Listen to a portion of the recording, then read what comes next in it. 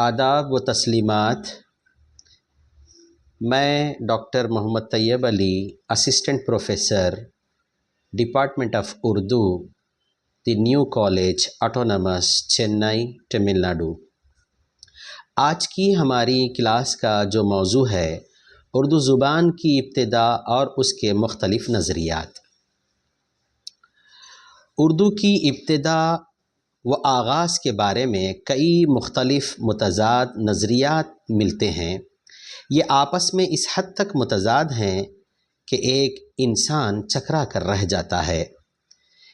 ان مشہور نظریات میں ایک بات مشترک ہے کہ ان میں اردو کی ابتدا کی بنیاد بر صغیر پاک و ہند میں مسلمان فاتحین کی آمد پر رکھی گئی ہے، اور بنیادی استدلال یہ ہے کہ اردو زبان کا آغاز مسلمان فاتحین کی ہند میں آمد اور مقامی لوگوں سے میل جول اور مقامی زبان پر اثرات و تاثر سے ہوا، اور ایک نئی زبان معرض وجود میں آئی جو بعد میں اردو کہلائی۔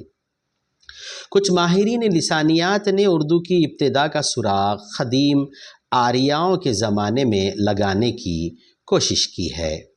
بہر طور اردو زبان کی ابتدا کے بارے میں کوئی حتمی بات کہنا ذرا مشکل نظر آتا ہے۔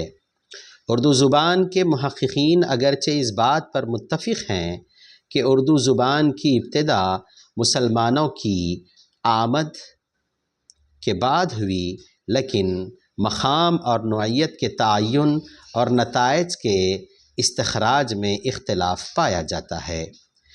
اس انداز سے اگر اردو کے متعلق نظریات کو دیکھا جائے تو نمایاں طور پر چار مختلف نظریات کی شکل میں ہمارے سامنے آتے ہیں، جن میں پہلا نظریہ دکن میں اردو، اور دوسرا نظریہ سندھ میں اردو، اور تیسرا نظریہ پنجاب میں اردو، اور چوتھا نظریہ دہلی میں اردو ہے۔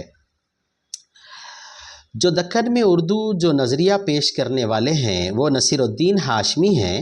نصیر الدین ہاشمی اردو زبان کا سراغ دکن میں لگاتے ہیں۔ ان کا بنیادی استدلال یہ ہے کہ طلوع اسلام سے پہلے عرب ہندوستان میں مالابار کے ساحلوں پر بغرض تجارت آتے تھے۔ تجارت کے ضمن میں ان کے تعلقات مقامی لوگوں سے یقیناً ہوتے تھے، اور روزمرہ کی گفتگو اور لین دین کے معاملات میں یقیناً انہیں زبان کا مسئلہ درپیش آتا تھا۔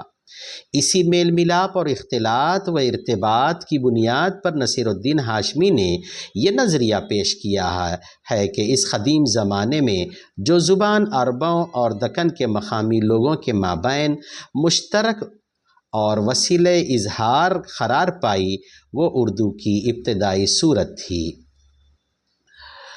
دوسرا جو نظریہ ہے سندھ میں اردو، یہ نظریہ سید سلیمان ندوی کا ہے، جس کے تحت ان کا خیال ہے کہ مسلمان فاتحین جب سندھ پر حملہ آور ہوئے اور یہاں کچھ عرصے تک ان کی باقاعدہ حکومت بھی رہی، اور اس دور میں مقامی لوگوں سے اختلاط و ارتباط کے نتیجے میں جو زبان وجود پذیر ہوئی وہ اردو کی ابتدائی شکل تھی۔ ان کے خیال میں مسلمان سب سے پہلے سندھ میں پہنچے، اس لیے قرین قیاس یہی ہے کہ جس کو ہم آج اردو کہتے ہیں اس کا حولہ اسی وادی سندھ میں تیار ہوا ہوگا۔ اور تیسرا جو نظریہ ہے پنجاب میں اردو، اس کے حامی ہیں حافظ محمود شیرانی۔ حافظ محمود شیرانی نے اپنے گہرے لسانی مطالعے اور ٹھوس تحقیقی بنیادوں پر یہ نظریہ قائم کیا ہے کہ اردو کی ابتدا پنجاب میں ہوئی۔ ان کے خیال کے مطابق اردو کی ابتدائی زمانے میں جب کہ سلطان محمود غزنوی اور شہاب الدین غوری ہندوستان پر بار بار حملے کر رہے تھے، ان حملوں کے نتیجے میں فارسی بولنے والے مسلمانوں کی مستقل حکومت پنجاب میں قائم ہوئی، اور دہلی کی حکومت کے قیام سے تقریباً 200 سال تک یہ فاتحین یہاں قیام پذیر رہے۔ اس طویل عرصے میں زبان کا بنیادی ڈھانچہ صورت پذیر ہوا، اسی کو ہم یہ کہہ سکتے ہیں کہ اس کی بنیاد یہیں پر ہوئی ہے۔ چوتھا جو نظریہ ہے دہلی میں اردو، اس نظریے کے حامل محققین اگرچہ لسانیات کے اصولوں سے باخبر ہیں، مگر اردو کی پیدائش کے بارے میں پنجاب کو نظر انداز کر کے دہلی اور اس کے نواح کو مرکزی حیثیت دیتے ہیں۔ لیکن دہلی اور اس کے نواح کی مرکزیت اردو زبان کی نشوونما اور ارتقاء میں تو مانی جا سکتی ہے، ابتدا اور آغاز میں نہیں۔ البتہ ان علاقوں کو اردو کے ارتقاء میں یقیناً نمایاں اہمیت حاصل ہے۔ دہلی اور اس کے نواح کو اردو کا مولد و مسکن قرار دینے والوں میں ڈاکٹر مسعود حسین اور ڈاکٹر شوکت سبزواری نمایاں ہیں۔ ان نظریات کے علاوہ میر امن، سر سید اور محمد حسین آزاد نے بھی کچھ نظریات اپنی تصانیف میں پیش کیے، لیکن یہ نظریات متفقہ طور پر حقیقت سے دور ہیں اور جن کے پیش نظر کنندگان فقدان تحقیق کا شکار ہیں۔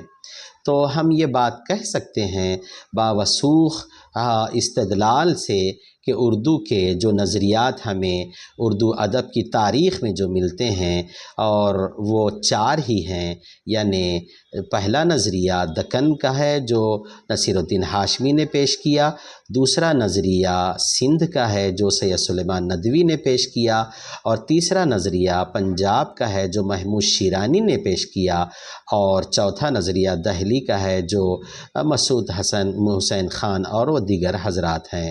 یہ ہمارے لیے اردو کے طالب علم کے لیے یہ بنیادی باتیں معلوم کرنا بہت ہی ضروری ہوتا ہے۔